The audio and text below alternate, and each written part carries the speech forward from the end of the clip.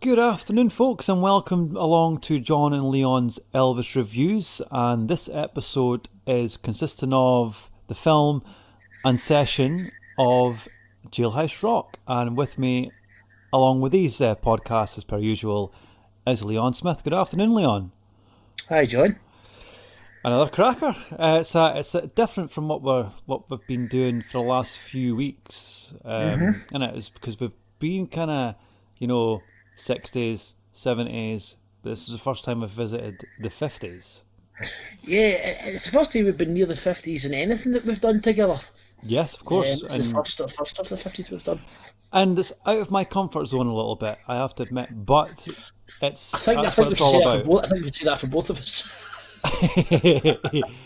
Yeah, I mean, it's and let's face it, it's the Elvis that catapulted into the world anyway. It's that type hmm of it's the raw Elvis. It is. It's the It is. untamed. It's the untamed pre army days. It is. Um, I mean, it's. I'd say Jailhouse Rock is considerably better than Love Me Tender and Loving You. It's the movies are starting to become a bit more realistic. hmm The plots are a lot better, and it's delving into that type of 50s musical thing. And you know, and let's face it, it was made in '57. Do you know what I mean? It's a hmm long time ago, and it still stands out. It still stands out as a really good musical, and it says here on your notes here, you know, that in 2004 it was selected for the preservation by the U.S. National Film Registry. So that's pretty good Yeah. for an I mean, Elvis Presley movie as well. it's such an iconic image. Just the image of Elvis with that stripy T-shirt on, Yeah, when he's doing Jailhouse Rock. That's just really such an iconic image, and it's what I've called it the quintessential rock and roll movie. oh yeah, And I think that's right, and I think that's how it should be viewed. I don't think if you take Jailhouse Rock and then the film that we're next review is going to be on King Creole. yeah. If you take the two of them, King Creole is a far more drama-based musical, whereas Jailhouse Rock is about the music first And the movie and then second, and the yeah. movie second. Yeah, absolutely. Because the centerpiece of the movie It's about is music and about making music and getting is someone catapulted into the music industry. And I think that the jail thing was just a subplot for Mhm. the movie. And because if you notice about the movie, Leon, the jail part doesn't last long at all. No, it doesn't. I think it's maybe about 20 minutes in the movie. It's not long until you know his character Vince Everett is released from prison, and then it starts the guy on a musical adventure, like to become the rock star. So Elvis is basically just mirroring himself in this movie, Yeah, as he much did in most of the '50s stuff. yeah. Well, no, well, I mean, Loving You was essentially a self parody. Oh, yeah. I Let's be mean, honest, it was. it could have been just Elvis playing Elvis, Yeah, which well, let's face it. I think that's what it was. I think Loving You, that's exactly what it was. But with Jailhouse Rock, I think the whole point, I think it was the title song. That was the prison stuff was a way of getting to the title song. Yeah, of course. Yeah, I think that's what it was. I think everything else took second place to making sure that the title song was front and center. I think that was the important thing. The film looks good. Um, it's not a bad watch. No, definitely Um, not. And I think if you're going to visit Elvis movies to start off with your Elvis movie journey, is start off with the '50s because they are very watchable. there's no doubt about that. They're not cringy at all. They're not like oh, and Elvis has given himself to the movies, and he's taking it seriously, and everybody around him's taking it seriously, and you know they're not. You can feel that Elvis is not being used as a cash cow. You know, Oh the no, absolutely not. No. definitely not, and they're taking him. He's not a joke, and I really don't think that Hollywood meant to hurt him, or meant they just got the image wrong, and Elvis couldn't do nothing about it towards the end of the movie career, Yeah, and I think GI Blues and Blue Hawaii. I think the success of them kind of. I think that was he was a victim of his own success as far as those films are concerned. almost definitely on like Blue Hawaii, like you say, you know, the soundtrack and the movie itself it sold millions, and you know, and they thought, oh, this is a good formula to stick with. Let's Well, just keep it at that. yeah, and if you take Flaming, I mean, Flaming Star was done in about the middle of that, and it was a good film, good director, good cast, Yeah. but it didn't do as well at the box office. Well, Flame of Star. I mean, it had the same director as Don Siegel, and Don Siegel done John Wayne's Shootist. And he also did, yeah, he also did Dirty Harry as well. Well, there you go, Leon. And he had Elvis had always had hints of working with really good people in the industry, and Yeah, taken away from him, and it's such a shame. But it is what it is, and you know. And Jailhouse Rock was Elvis's first MGM movie, so that was one of many that was going to happen throughout the '60s, etc. it was John, but I mean, you mentioned it before there that it's a musical, but do you know what people forget is, and Jailhouse Rock has got a wafer thin plot. But you point me in an MGM musical from around that time that was any different. I would say to be because fairly honest, I because think Elvis's Jailhouse Rock was better than the rest. yeah, and that's the point that seems to get missed. Yeah, yeah, totally agree And with you on that. if we take, there's 6 songs within the movie, Yeah, and I think 5 of them could. Now I'm always talking about the actual masters of the 5 songs. Um, I've certainly seen as classics, and that takes some going. I think I Want to Be Free, which is the first song that we'll talk about in a minute or two. You hardly hear that in the movie. It's no, just used as a plot device to get Elvis on the television in the movie and get him recognised. yeah. And but the other 5 songs, I mean, if you take the actual RCA masters of the other 5 songs, they're absolute classics in their own right.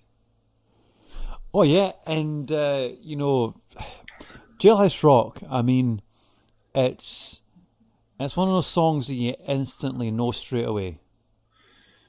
Oh, It's that that the it's first straight from few that bars, straight from that intro. Yeah, absolutely, absolutely. and you know, I mean, I don't know. It's see the reason why I don't know the reason why I don't think I'm so associated with that film now is because I watched it so much as a kid, Uh huh. and I think as the older I got, the more I liked the older Elvis, you know, and it just stuck, Leon, you know, Yeah, and but then again, you know, I like Jailhouse Rock from '68.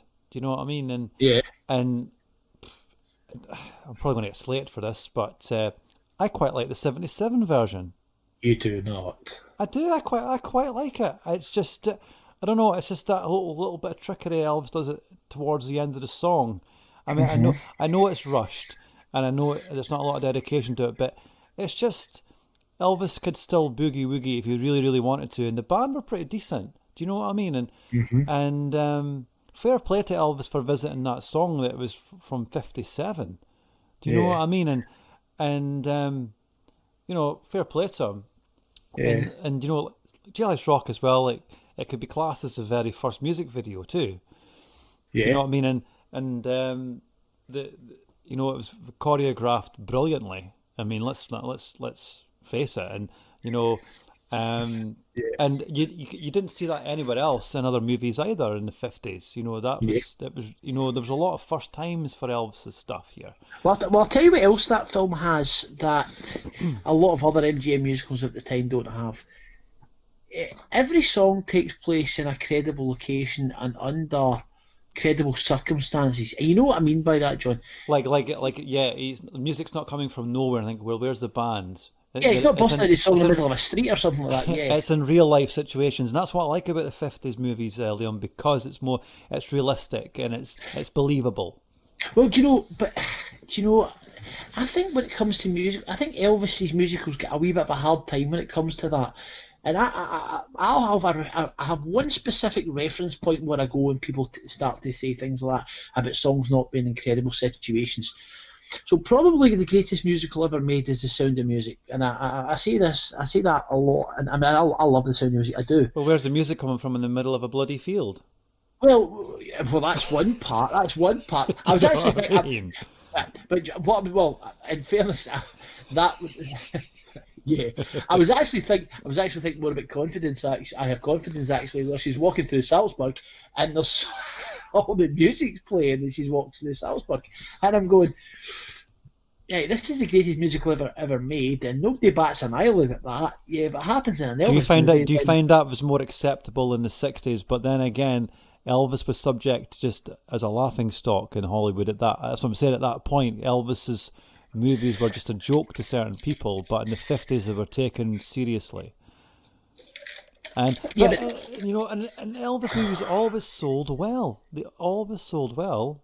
Do they you know what I did. mean? And maybe that's one of the downfalls as well, because the only reason that I read that Elvis's movies were becoming an end was because the soundtracks were starting to fail on them, Yeah, like the Speedway, yeah, because that was one of the lowest sales for an album he'd had in, well, ever. yeah, And they thought, oh dear, we'll have to just leave the soundtrack. That the soundtrack era was gone, yeah. and Jailhouse Rock's not even an album; it's just an An EP. EP. Yeah, Well, there you go. yeah, And look how, and as you say, Leon, at the start of this, all classics, yeah. Um, difficult to do. oh, absolutely. So the first song that we heard in the film, John, was "Young and Beautiful," but we'll leave that to last Because because it's more of a it's an intro. I think it's like a lead up to that master at the end, Leon, isn't it? yeah. There's three versions of the song in the It's not so worth reviewing in the slightest because it's only a no. few bars and it's not. There's not much point in it. Yeah, but we'll mention a wee bit, mention each one, give each one the respect it deserves when we talk about young and beautiful. So you and I were having a conversation earlier in the week, John, and so the second song in the movie, "I Want to Be Free," you're not a fan of that at all, are you? I I, I don't know if it's a visual thing because in the movie he just looks very distant and just doesn't look into it. And every time I hear that song, I see it.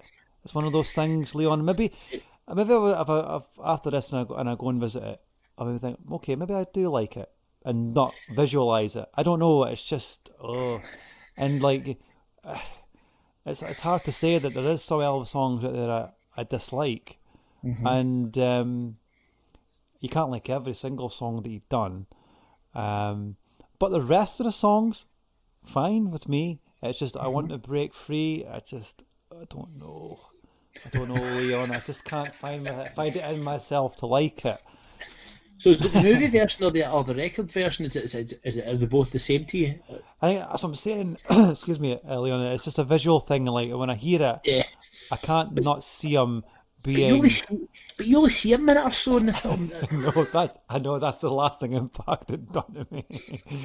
And I think I was only about 12 when I first seen Jailhouse Rock, Yeah. and because when I was younger, my dad always got like the '60s movies, um, or the only '50s movie we owned was King Creole. So um, when I seen it, I'd seen everything else, and then I seen this. I don't know. Maybe that's one of the reasons why, Leon. I don't know. There could be a factor of things that why I I it's not in my top list of things to go and listen to or go and watch. But when I watched Jailhouse Rock not long ago, actually, before we even decided to even do this one as a Hmm. review, Hmm. and I really enjoyed the movie for itself as Hmm. a movie, not even as a musical, just the whole plot and the story, and I Yeah. really appreciated it. And it's a it's a Sunday afternoon kind of movie that you can just sit and watch, and But yeah, I don't really know what to really say about I Want to Be Free. I Well, how mean, about how about if we just mention the fact that now you say that Elvis doesn't look interested on the screen? Well, do you know he couldn't get they couldn't get a master achieved on it. oh They couldn't really? do it. Yeah, both the movie and the record master required composites to be made. Oh Um, dear. Okay, well yeah, that's one the, maybe the one of the reasons then.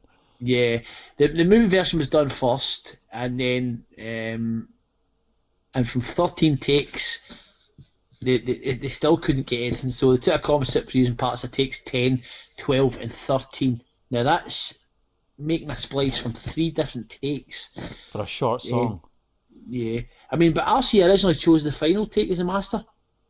Oh, But did that they? looked, All right, okay. yeah, but that would became the alternate master. Because RC decided to create a new master by recording a new ending and splicing that onto the alternate master. So it really went under.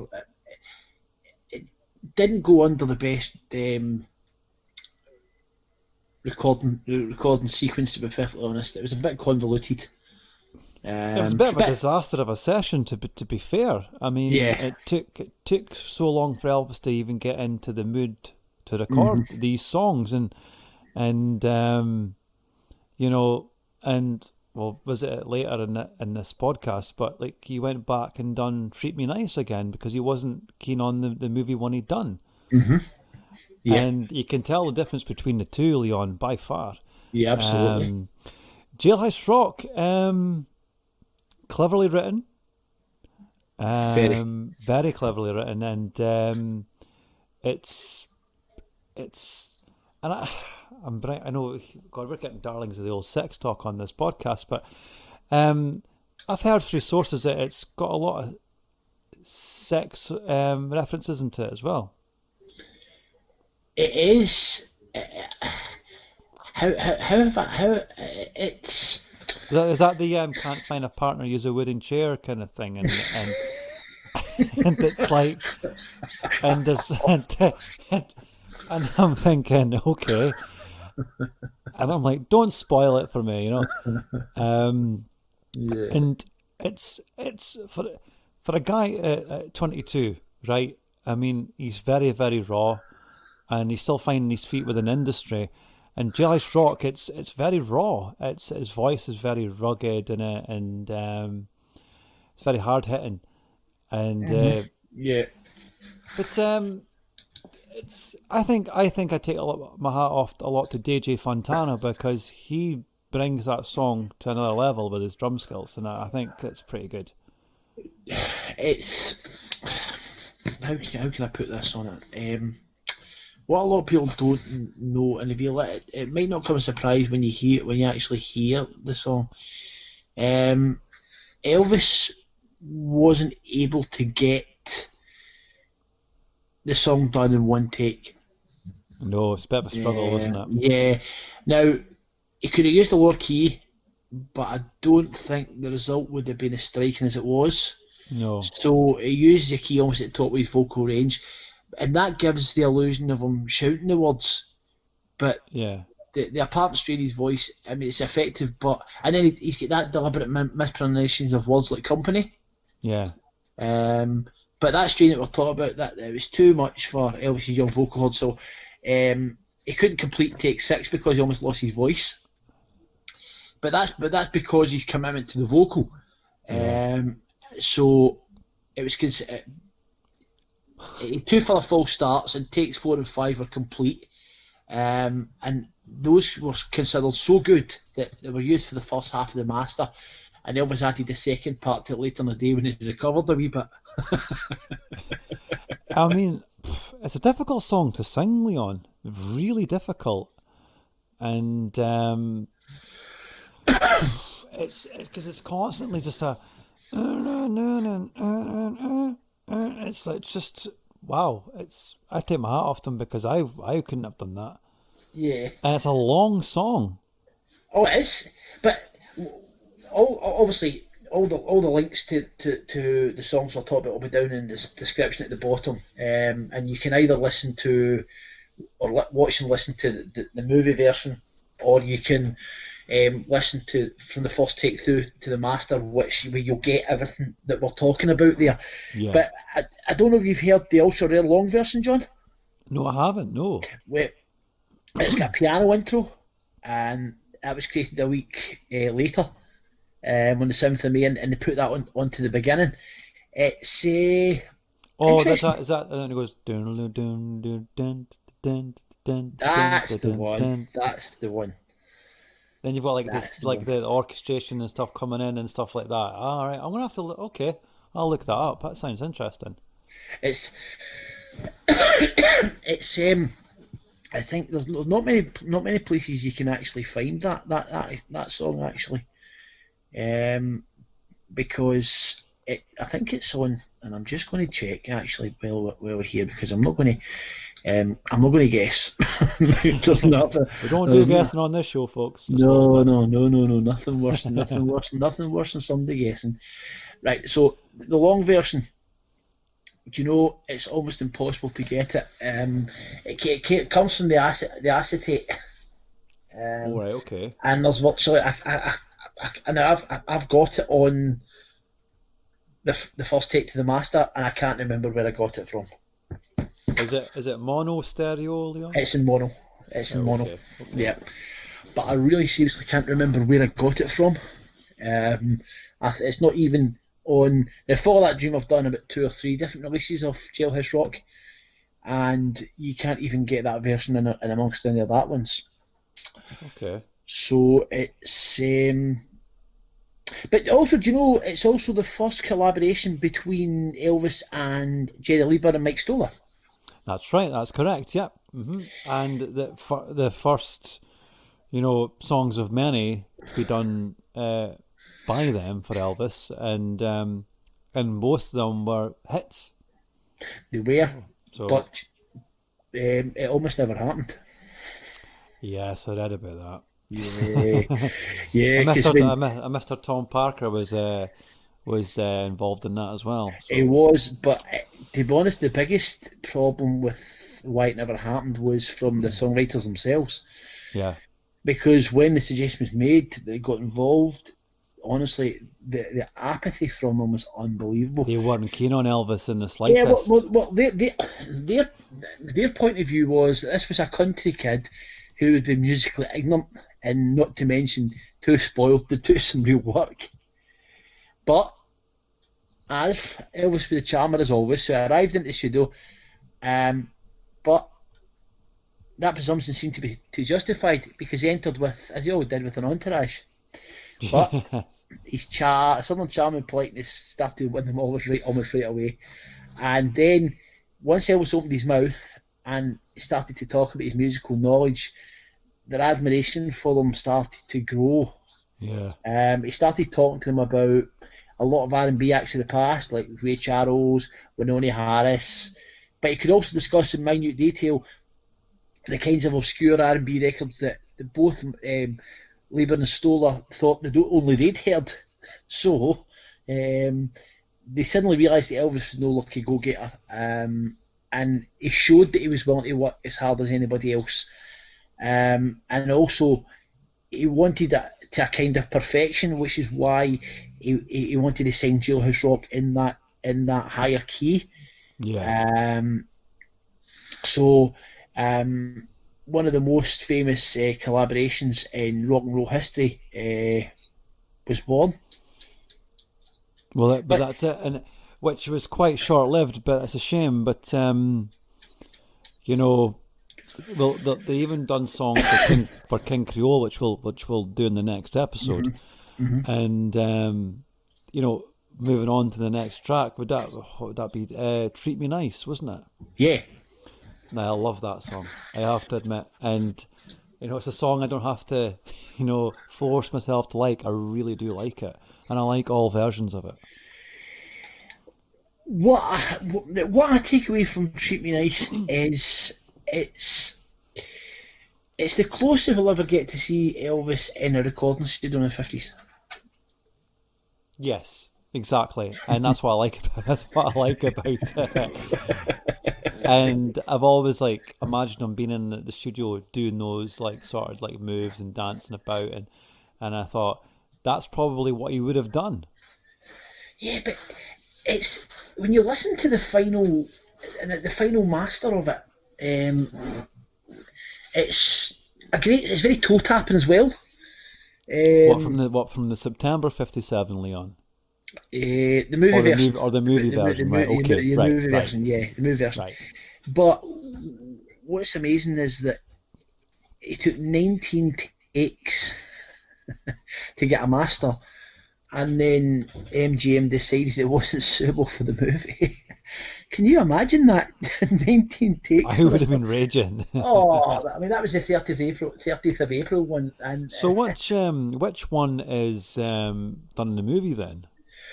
well, the movie when it went back again and done the movies. That's why you fight. That's why the movie version is technically called number two because it went Ah, back and done it again. I see. Right, So the okay. first one was done the 30th of April 1957, as I say, it went through all those takes, and only to find that it wasn't. So it went back on May the 3rd, so 4 days later. Went through 13 takes, right, right, and still they couldn't find didn't get suitable. So what was decided? What was decided was that they would splice from text 10 and 13. That would become the RCA alternate master, but would also Right. become the MGM master. But, and this is what you mentioned, it went back into radio recorders on the 5th of September, and after 15 takes, Jesus Christ. we got the RCA record version. That wasn't a splice. That was done in one take. But Leon, I don't think Elvis visited songs so much ever than "Treat Me Nice." Reading the notes here, I'm thinking, did he ever go back and do those again and again and again? That's a lot of takes. I mean, in separate occasions, I get that, yeah, but that's a lot of takes. It's a lot of attempts for Elvis's standards as well. I think this is young Elvis as well. So I think none of that boredom Yeah, that had come in. I think he was invested in the music. I think he believed in the music. yeah.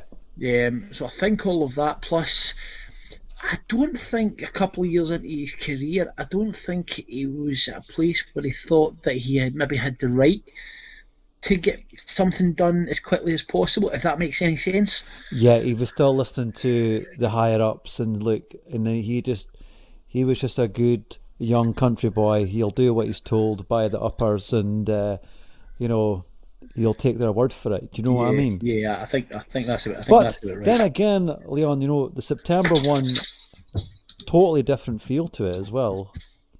I mean, Oh, it better does. sound quality as well. It's better everything, really. Yeah, but I do like the movie version. I must be honest, especially when I'm watching it. I do like that when I'm watching it. Oh yeah, and it's such a great visual thing as well. It works both together, and it's a highlight of the movie for me. I mean, you've got Jailhouse Rock, but Treat Me Nice to me is a highlight of that movie, definitely. You think so, really? Honestly?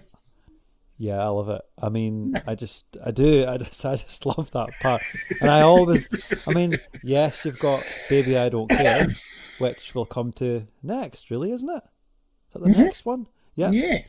Um, a really good song. To be fair, I really liked that as a young lad. I really did like that song. Hmm. It's catchy. It's got clever lyrics.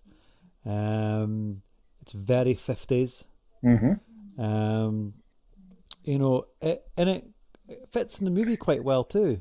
Um, and you've got the iconic, Elvis wearing like the jumper and the slacks, and then you've got the spats on as well. It's that classic 50s Elvis look right there.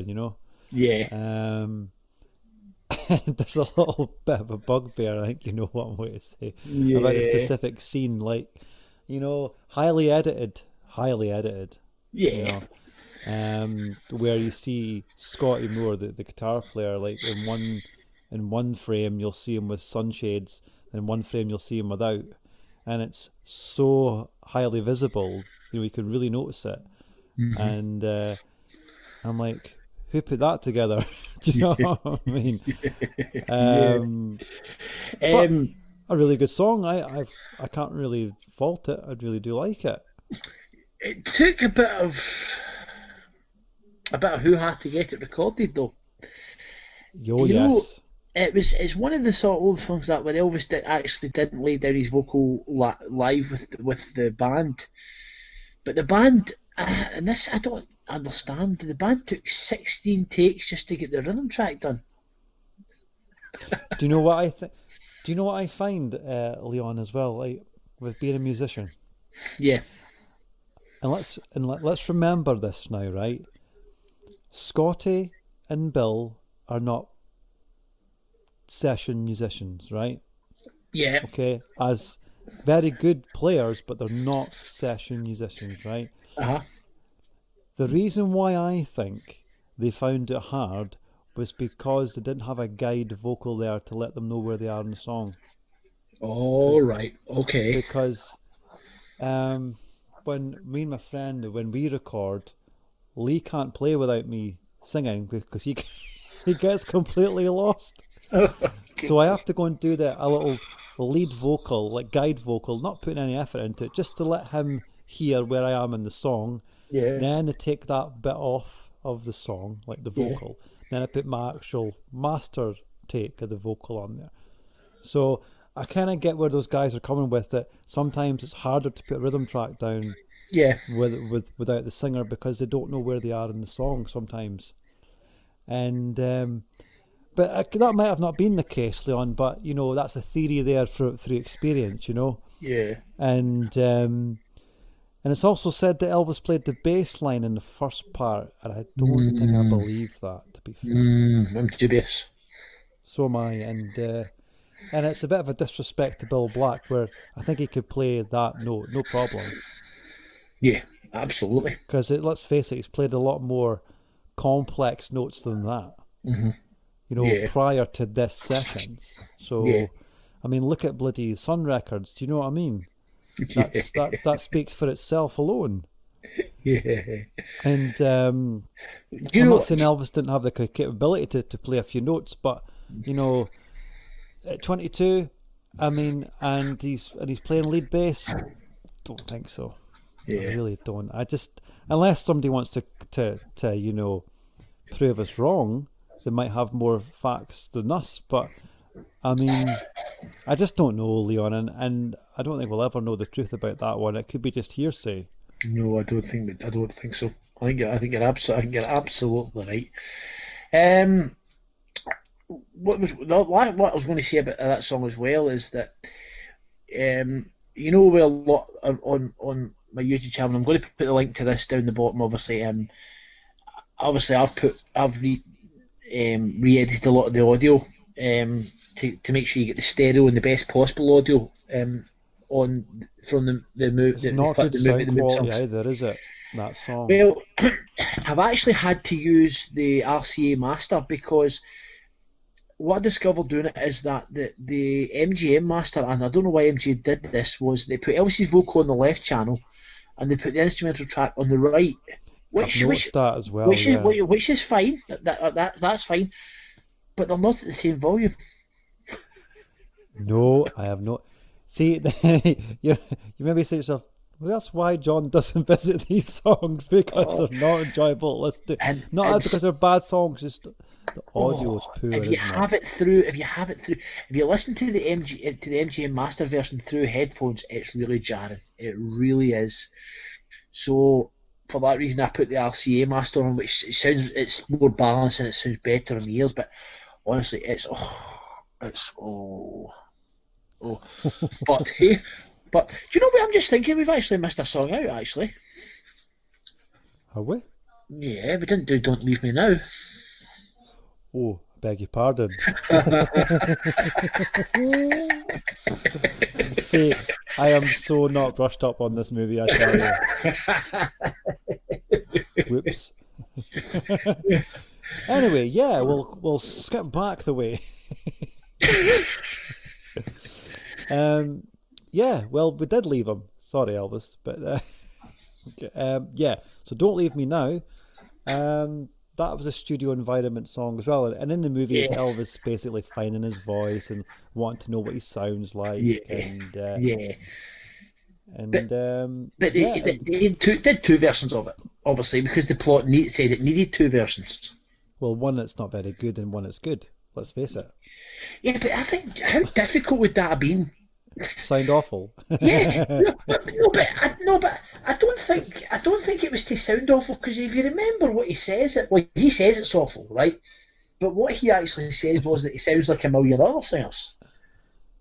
True. Now, how I'm just trying to think, with Elvis having such a unique style, I think that would have been quite challenging to record that like that. Yeah, yeah, and If that if that makes any sort of perverse sense. yes, because Elvis took styles, but he didn't sound like anyone, Yeah, and I stand by that as well. And to yeah, he kind of goes slightly out of tune, and I think that's deliberate, right? yeah. To because you've got the how can I say this without sounding really daft, Leon, right? But you've got the Vince Everett, which that's a character Elvis plays, sound. Then you've got Elvis singing it, like two different people in it, Yeah, and yeah. that's what I think that the aim was, Mm. and the same with Young and Beautiful, they do that same thing, where the end version sounds a lot more polished But than you hear it twice in the movie prior. is that maybe why he done the second version first? Recorded the second version first Could well be. because it took him 12 takes to record that one, but only two takes to do the substandard version.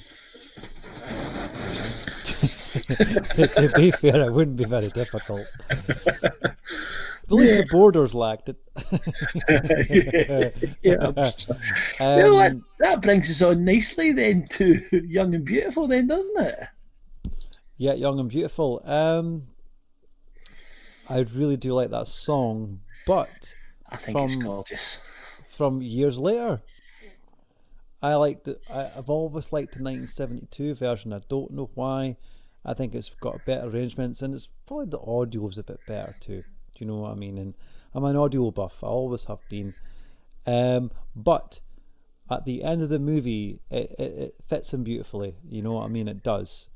Because of there's a scene where Elvis, gets punched in the throat and he has to get an operation to fix it, and this is the ultimate song to test if his voice is still there, and and he nails it, and it's a beautiful ballad. I've got to give it credit where it's due. Yeah, But yeah, I mean, and I think that was the lead on to more things to come as an Elvis ballad, you know. yeah. Um, It's it it went through, and it seems to be like this for the whole session. But Young and Beautiful, it went through a very, very complicated and convoluted process to get recorded, and I think a lot of this is testament. It must be testament to the stamina and the dedication of the musicians and Elvis himself, because he'd already recorded Jailhouse Rock and Treatment Ice before he even started to record Young and Beautiful. yeah. And remember, he started recording this at about 43 that Tuesday afternoon, and it would be 6 in the evening before they'd be finished, and that's 8 hours since the session began. Can you imagine singing like that for 8 hours? So it's a long process, and and what I would maybe they've thought in their heads like, we'll get the hard stuff out of the way and finish up with a ballad. I don't know, Leon. I don't know what their production process was, for hmm that soundtrack. Do you know what I mean? And yeah, you don't know It the was, reason behind it. You don't, or they could have maybe waited for another day. I don't know. Do you know what I mean? To fit all that in one day is pretty. But then again, that's movie executives rushing the poor lad as well into getting it done. yeah, that's true. But 22 takes for Young and Beautiful. 22 takes. That's that's what I'm saying. Lena. That's a long, long time just to Yeah. record a few songs, and then you get the likes of say Elvis in the '60s hmm nailing songs willy nilly. But like you said earlier, there is that Elvis being too polite to say no, no, no. I think I've got it. I think I've got it now. Don't need to do any more. Possibly. But if you You might, well, know. I mean, the final take was chosen the master, but so you think you've got it all done, and then you've got to go back, and then you've got to do more stuff for what the script requires. So you've then got to go back and you've got to do that first version that you keep saying that at least the Borders liked it. So you've got that sale version or the MGMG version. So that would be minimal accompaniment. So that was done in 3 takes. And then you've got the second version, which is known as When he's in the club, yeah. yeah. So that's the Florida Club version, and that was done in 7 takes. And now remember, so what we've got so far, right? We've got the RCA Master, we've got the MGM Jail version, we've got the MGM Florida Club version. We've still not got the final movie version, Oh no! If I right? was Elvis, I would have just done. I would have not. I would have caved in by then. I think he did because that final version is a splice of 4 different takes. I couldn't blame him to be honest, Leon, because I'd have been so bored of the song by that point. I really would have. Yeah, No yeah, matter but how good a song it is, you're going to get bored of it if you're just constantly at it. You know, yeah, and to yeah, do different types of versions of the number and but then again it's Hollywood, isn't it? It has to fit. It's a musical number. it Has to is. fit. Has to fit with the scenes. You know what I mean? And that was only a testament of things to come, really, when you think Yeah, about it. yeah. You So know, I would. So you like the 1972 on tour rehearsal version of Young and Beautiful, don't you? absolutely fantastic. It suits that 72 voice right It's down to a T. fabulous. I It love really it. is. It's also because it's almost like impromptu. But see, once he starts singing, he treats it so seriously. Oh, he does. Oh, he treats it with in its full commitment. It's not rushed. It's not thrown away. And they're working out. They're working out the arrangements at the start. Like what key is it in? Is it key of E? Do you know? And Glenn Harden just plays it so beautifully. And no, I really do. It throws the '50s version right out of the water. It really does. I'll put the link to that in the description at the bottom for that. Do you know what's such a shame, Leon? That it hmm was never captured on video like the rest of the stuff was. Yeah, it is. There are But three. there you There, go. It's a there, real there, pity. there are 3 live versions of it. Um, some are quite good. They're all done off the cuff, so but I'll put a link to them at the bottom as well. Yeah, Because I think I've got one where I've put all 3 together, one after yeah. the other, in one video. So I'll put that at the bottom. Um, Going back to live versions because we're talking about live versions, John. So you quite like that um, Rapid City one in Yes. 1977, 21st of June 77. You quite like that one? I, yes, it's quick, it's short and sweet, but it's just towards the end, few seconds where it's going dung dung dung dung dung dung, and I thought that's really good. It's a lot. He's still using his voice as an instrument, Uh huh. do you know, and take away the appearance, take away the '77 thing, hmm and you're left with quite a good song.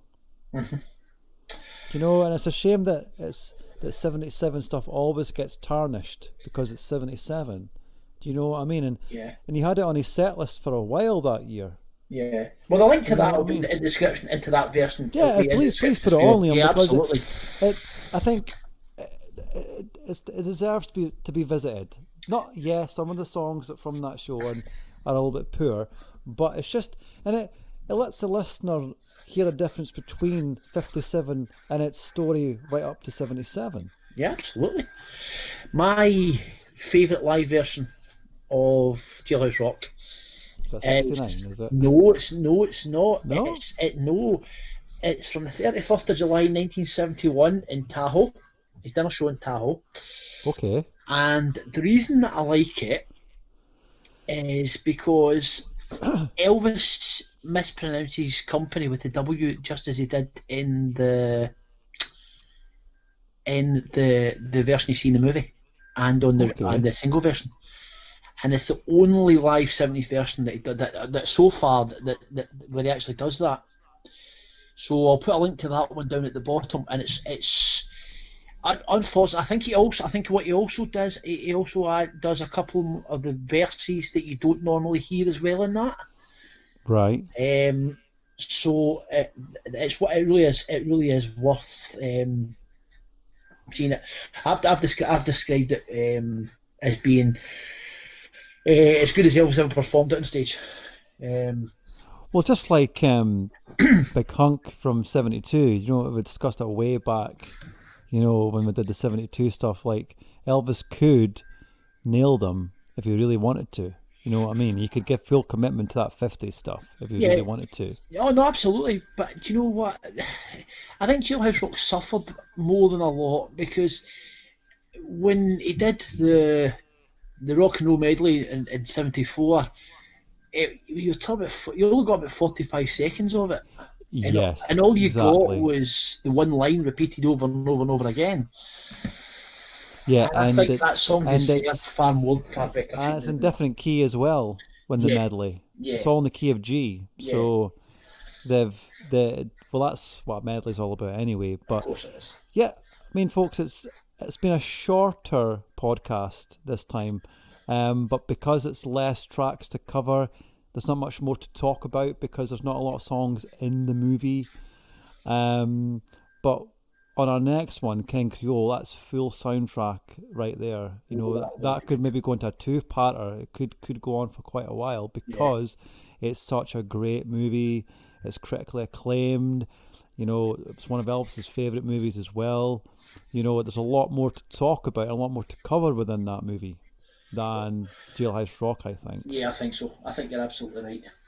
But I think And I just felt, John, this really was one that we had to cut. We had to cover. yeah, I mean, if we're going to cover Elvis's legacy, we have to do stuff, even if we're not comfortable doing it because it's our least favorite.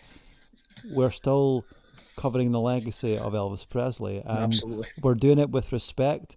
Yes, we might not agree on a certain few things, which it's only human, but we'll review it with total respect towards Elvis and his music, and we're not going to be 100% right on everything, Nope. but that's what the comment sections are for. Of course it is. And I welcome any criticism as long as it's not nasty, Yeah. and Correct. but if it's something we could have a friendly debate on, bring it on. That's what it's for. Definitely. But on the next week's podcast, it's going to be King Creole, and I'm really looking forward to that one. Oh yes, I absolutely love that soundtrack. Love it. It's a soundtrack I visit occasionally. No, not just every couple of years or whatever. Maybe every few months I'll stick it on, and and the movie itself, what such a great watch. So Yeah, but the pity will be that we can't go into the session too much because none of the sessions, the alternate versions exist. We're the only just one stuck. you've really got is King Creole because that's Yeah, the only really outtakes you can find, Leon, isn't it? yeah, It's just King yeah, on the song itself, really, yeah, and that's a which is a pity. pity. Just the way to say that, can you imagine? But we'll leave it. We could maybe we'll end up going into it more, You're but right. we'll just fit them all in one go. Yeah, absolutely right, John. But for myself and Leon, it's been a great episode. I'm not gonna lie, I was a bit like devious about doing the Jailhouse Rock one, and I was like, oh, do I really have to do this one? But it could be a fan's favorite out there, and we've covered it, and they've Yeah, appreciated it. So, absolutely. and yeah, it's from myself and Leon. It's I'll bid you farewell until the next time, and it's see you later.